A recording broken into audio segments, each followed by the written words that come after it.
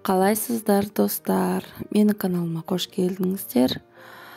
Бірінші көп подписчиктер маған қосылып жатыр екен. Сіздермен бірінші танысып кетейін. Есімім Ақбота. Бірақ бәрі бота дейді, ботаға үйренгенмін. Жасым 31-де. Декреттегі анамын. 3 балам бар, 2 ұл, 1 қыз. Үлкен ұлым 7-ге толады, Құдай қаласа, 1-ші сыныпқа барады. Одан кейін 4-те ұлым садикте, және кішкентай қызым бар, София деген. Ол 1-ші июньде, Құдай қаласа, 1-ге толады. Көптен күткен қызымыз, сүйкімді. Мен каналыма қош келдіңіздер. Танысып отырайық. Есімдеріңізді жазыңыздар, аттарыңызды жазыңыздар. Құдай қаласа, бүгін күшті мотивациялық видео түсірдім сіздерге. Менімен бірге болыңыздар, бірге үй жинайық, кішкене тазарып, жеңілдеп қалайық. Мұны көріп отырсыздар, диваным. Қазір залымды жинап болғаннан кейін диванды жинауға кірісемін. Балалар ойнайды, тамақ жет. Негізі рұқсат бермеймін балаларға диванның үстіне, басқа бөлмелерге тамақ жеуге. Бірақ бала болғаннан кейін бірде тыңдайды, бірде тыңдамайды. Сонымен диванымды бір тазартып алайын дедім. Мынандай сифтің средствосы бар екен. Универсальный дейді, былайша дивандарға да пайдалануға болады. Сосын плитаның бетінде жууға болады екен. Плитаның бетін енді күшті жуады деп айта алмаймын. Пайдаланып көріп едім. Универсальный и жаңағы ковер дейді, для ковров дейді. Жердегі паластарға да болады екен пайдалануға. Және киімге де болады. Кішкене сеуіп қойдым да, бірден құрғақ тряпкамен сүрттім. Бірақ перчатка кимеппін, бір жаманы почему-то. Перчатка киіп істеу керек екен, болғаннан кейін кішкене ашыды қолым. Бәрін сүртіп болғаннан кейін сулы тряпкамен үстін бір сүрттім. Иісі керемет болып қалды, бірақ прям таза, жаңағы свежий дейді ғой. Свежий болып қалады екен, өзгеше иісі. Сосын бірден біздің бір диванның жақсы жері, жаңағы дақтары жақсы кетеді екен. Антивандальный дейді ғой материалы. Евромебельден алдық, осыдан 3 жыл бұрын. Бұрын видеоларымды көріп жүрсеңіздер, бірге түгін 2 жаққа 2 бөліп қойдық, ыңғайлы екен. Мұндай подушкілері де, жастықтарында сырты алынады. Стиралкаға сала салдым кәдімгідей. Бірден тап-таза болып шықты ғой. Стиралкаға жуғаннан кейін ешқандай түсінде берген жоқ, сол күйі.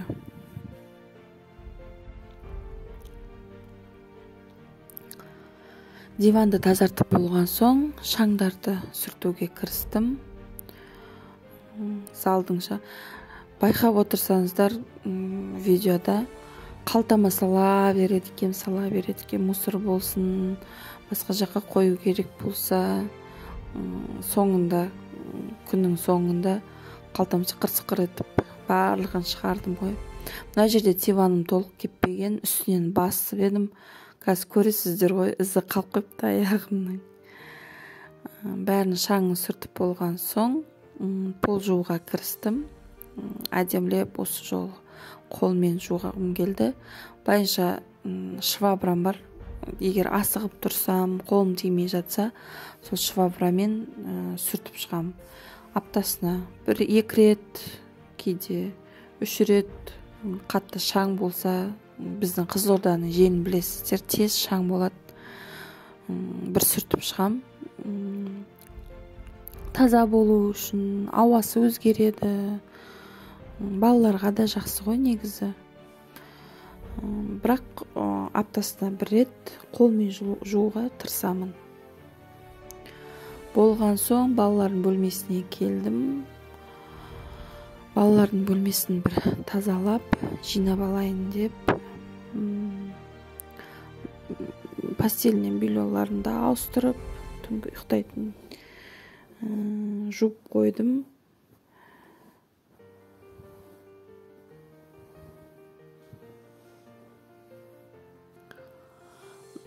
Төрдегі үлкен ұлымның кроваты, жанында екінші ұлымдікі. Үй жинап жүріп тыңдасаңыздар болады. Бір марафонға қатысып, көп осы декреттік кезінде марафонға көп қатыстым. Өзімді ізденумен болдым. Немен айналыссам екен деп. Өзімді бір үйде отырған, жай отырған адам сияқты сезіндім. Негізі декрет дегенде жұмыс қой. Күнделікті бала шағаны шығарып саласын, олар ауырады, садикке барған бала ауырады, ол садиктен келіп кішкентайға жұғады.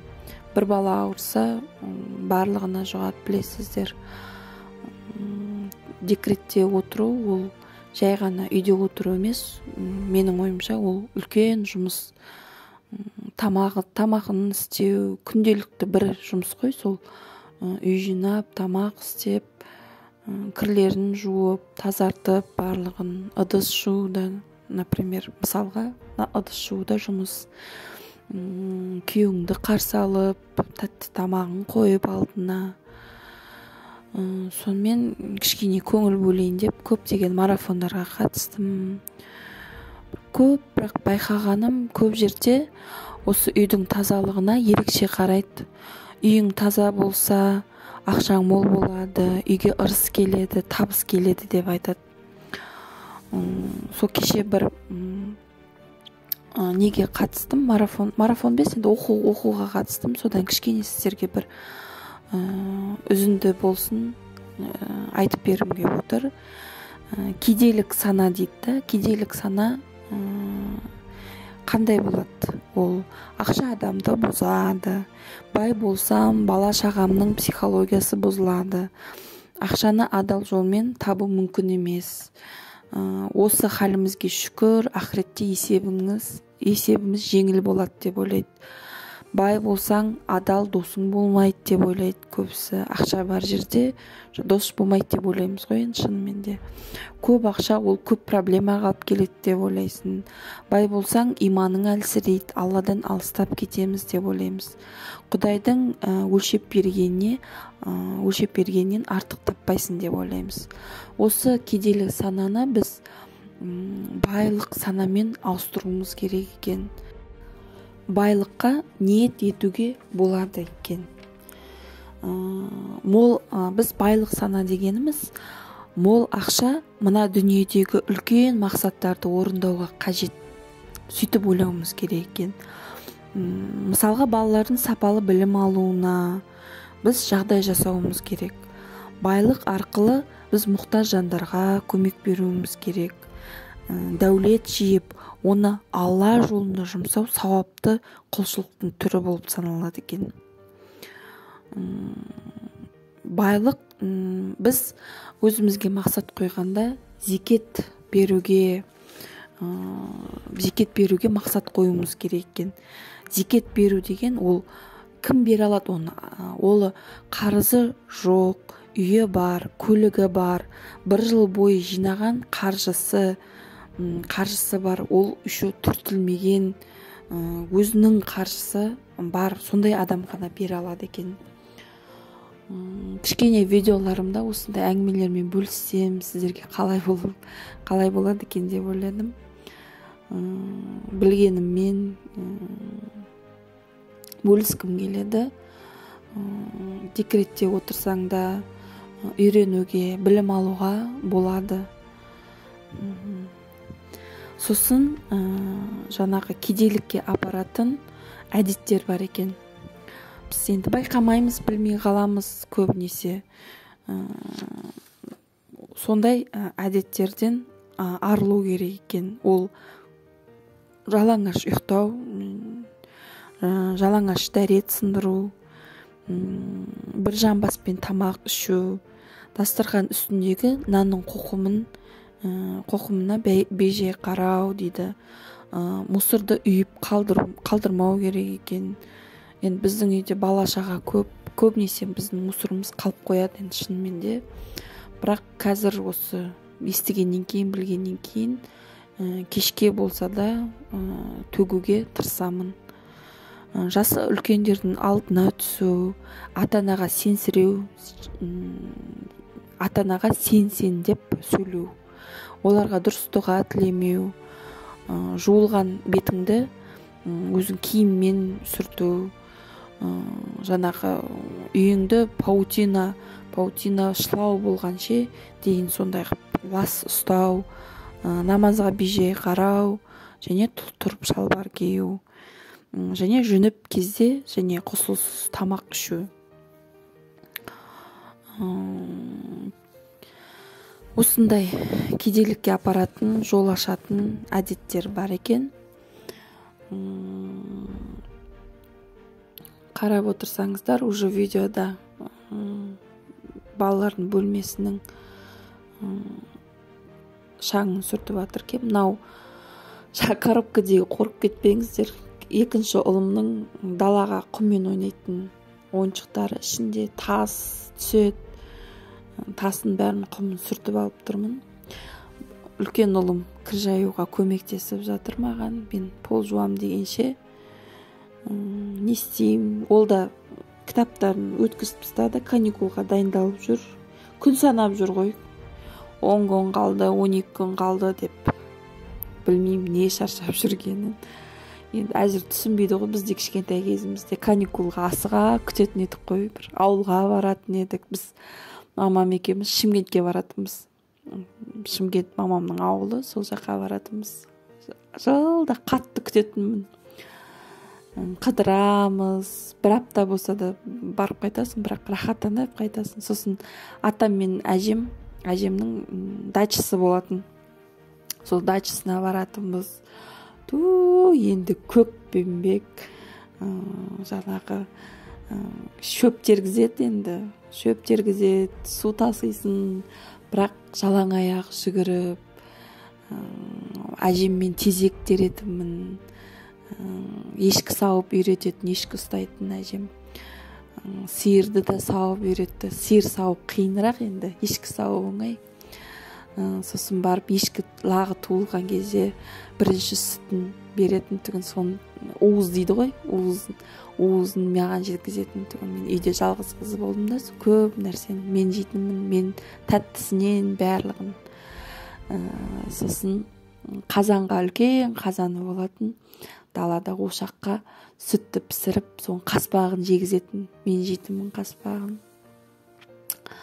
Керемет енді. Сосын атам күшті өлең айтатын, мен оперный певец болатын. Енді бола жаздаған ғой бұрын. Сөйтіп далада отырып, қызыл кітап болатын.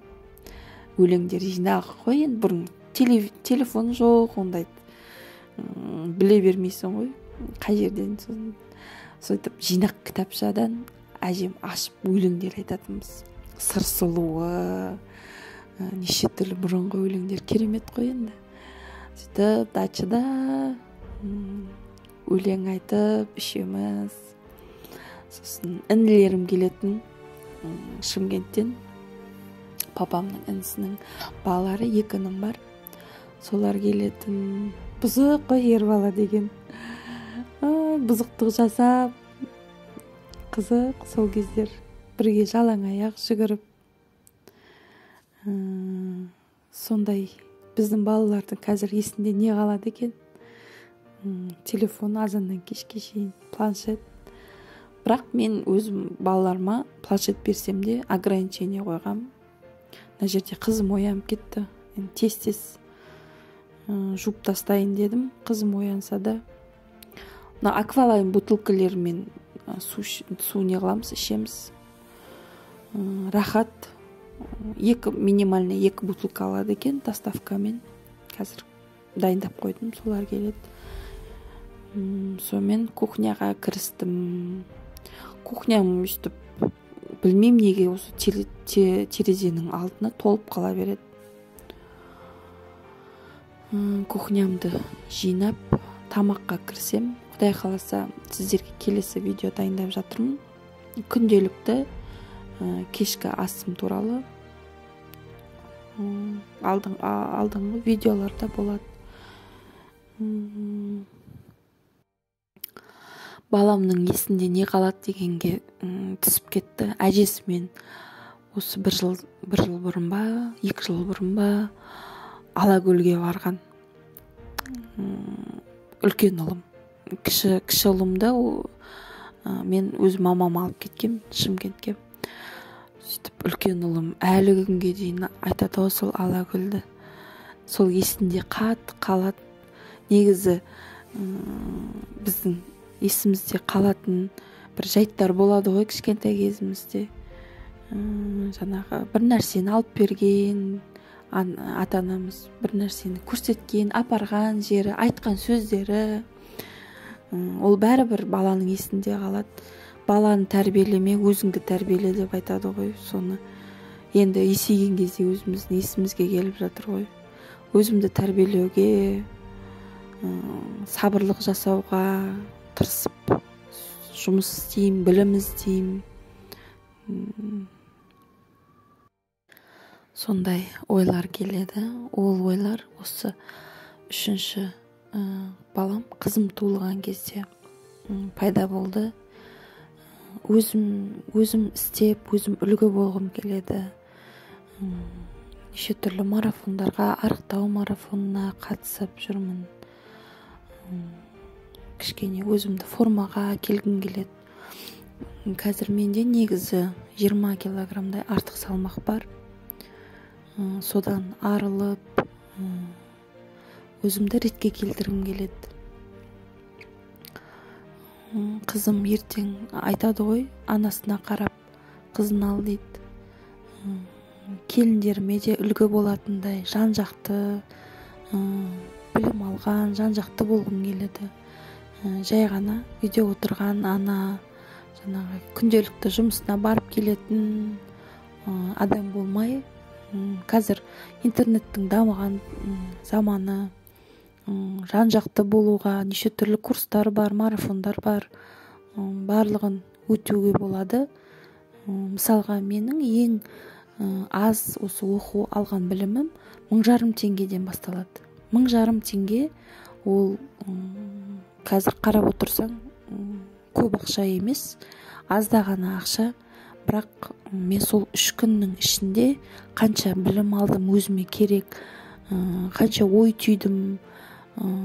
Жаңағы басқа адамдармен сөйлесесің, басқа елдермен сөйлесесің, өзің сияқты аналармен әңгіме айтасың. Сондай жаңағы, например, мен айтқан нелер, бай сана, кедейлік сана деген сол жаңағы 1500 теңгенің оқуы. 1500 теңге ол жаңағы үйде отырған аналарға ыңғайлы болсын, қолжетімді болсын деп қойған бағасы деп ойлаймын ол кісінің. Бірақ берер білімі миллиондаған ақшаға тең негізі. Сол себепті үйде отырсақ та үйреніп, біліп, жан-жақты болуға тырысу керек деп ойлаймын. Енді өзімнің ойым ғой. Осы мен кухням кішкене тазарып қалды.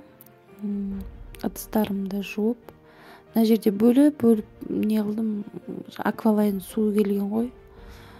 Көбінесе үлкен ұлымды сондай адамдармен араласуға өздігінен жаңағы ақшасын қолына беріп, өзің алып көр, өзің не деймін, осы жерде аквалайнды сол ұлым ақшасын беріп, төлеп, бутылкілерін беріп сөйтіп жатыр. Бір жерге барған кезде де ана жерден пакет сұрап алып кел, магазинге барса да кейде өзіне берем, өзің алсаң өзің ал деп. Мына жерде келді ау деп. Тоқтап қалып сұрап, енді ана болғаннан кейін уайымдайсың ғой. Бірінші балаң. Екінші ұлым кішкене мінезі қырсықтау енді. Ол жұмсауға көп көне бермейді. Үлкен ұлым жақсы көнеді. Енді айтады самостоятельный дейді ғой. Ер баланың самостоятельный болғаны жақсы деп ойлаймын өзім. Жинастырып болдым. Чайниктерді ұмытып бір шайып жинап қою керек. Қазір тефаль болғалы бері бұл чайниктерді қоймайтын болдық бізге.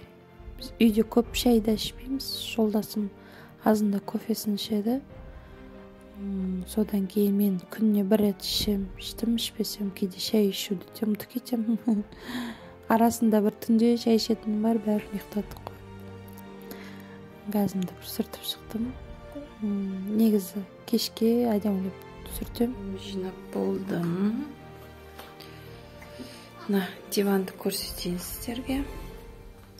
Әдемі болып қалды. Мына жерде басқаша болып көрінеді камераға. Негізі дақтары былайша кетті. Окей. Так, мына екінші диван.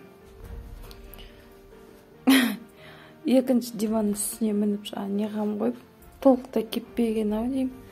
Жерде аяғым іздері қалып қапты. Әдемі болып тұр. Так, мынау детский. Әдемі болып қалды. Гүлдермен. Кухня.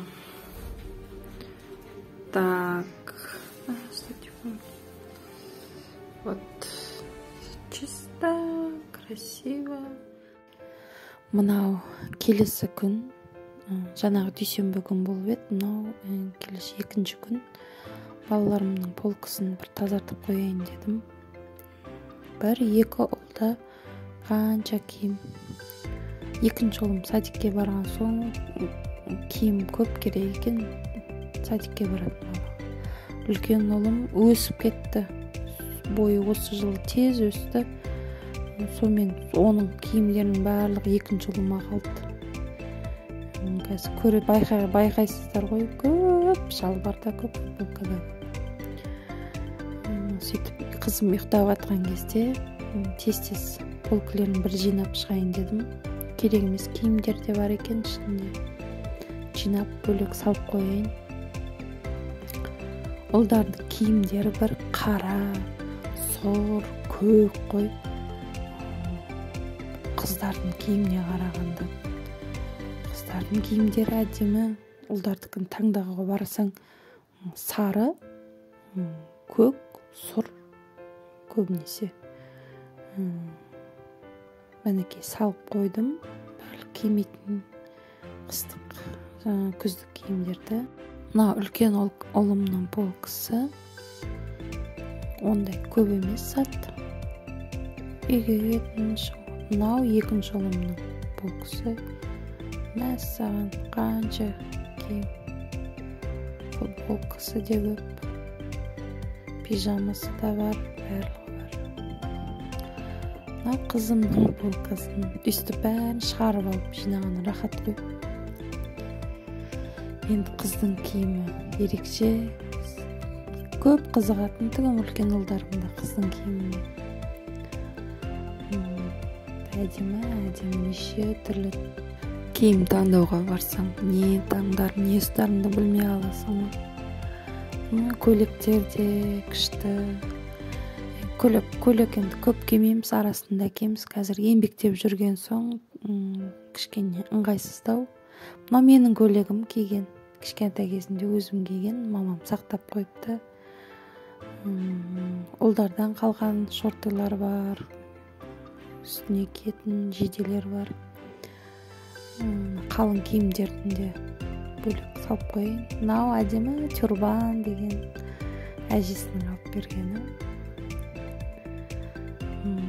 Нағашы әжесінің алып бергені, мынау тәтесінің бергені. Мына көйлекті өзіміз алдық. Керемет қой көйлек деген.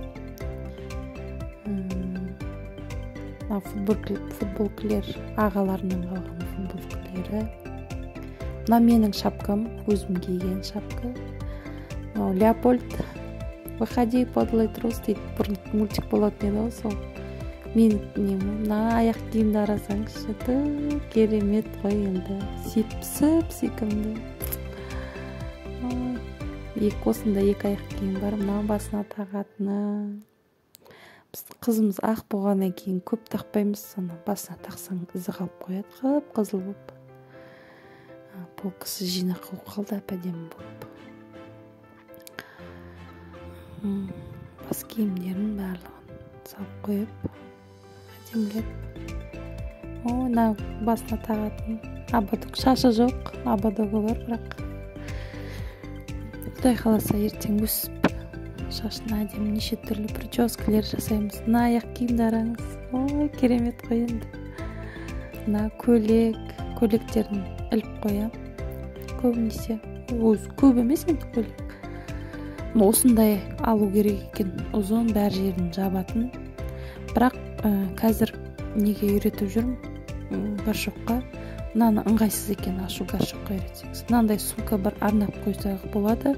Жас аналарға бір жерге асығып бара жатсаң, неғсаң, ішіне памперсін, пеленкасын, жаңағы бір ауыстыратын бір-екі киімін салып қойсаңыз, тұра береді, асығып бара жатқан кезде қолға ілесті кете бересіз. Баламен енді біз 3 баламен көбінесе асығыс жүреміз ғой. Тәтесі кеше не алып берген, тәтеміз осындай салатын. Рахат екен ондай нелерде болса, жинақы тұрады. 1-2 күн жинақы тұрды, сонымен уже бүгін жартысын ақтарып үлгіріпті ғой. Қызым ақтарады көбінесе, астыңға полка болған соң шкафтың бәрін қалдырмай ақтарып шығады. Нәскелердің барлығын, ұлдардан қалған нәскелер бар. Еңбектеген соң нәски көбінесе қысқа нәскелер шешіп тастайды өзі. Бір шетінен түсіп қалады аяғынан. Сосын ұлдардан қалған ұзын-ұзын нәскелерді сол еңбектеген кезде аяғына кигізіп қоямын. Мына нәскиді араңызшы, сүйкімді ғой енді. Құртақандай аяғына әдем болып тұрады. Ал паралар жоқ нәскелер. Бұл нәскелердің паралары қайқа кетеді екен. Қазір мына жерде жуылған киімдердің арасынан алып келдім. Розовый шаш бірдеңе жабысып қалады. Мен шашым енді әйел адам шаш түспей қоймайтын шығар. Кальций ішіп жатырмын қазір. Уже неше ай болды кальций ішкен. Шашымды әдемі өсіп жатыр. Болды осымен. Достар, осымен бүгінгі видеом аяқталды. Сіздерге жақсы мотивация бердім деп ойлаймын. Үй жинасаңыздар, шкафтың ішін дұрыстасаңыздар, керек емес заттардан қоқыс, сынған ыдыс барлығын тастасаңыздар, жеңілдеп қаласыздар. Келесі видеомда Құдай қаласа 7 күн, 7 түрлі кешкі асты мәзірін сіздерге көрсетемін. Ойланып жүрсеңіздер, кешкі асқа, түскі асқа не істеймін деп, келесі видеоны көріңіздер. Ал осымен сіздермен қоштасамын. Келесі видеода кездескенше сау болыңыздар.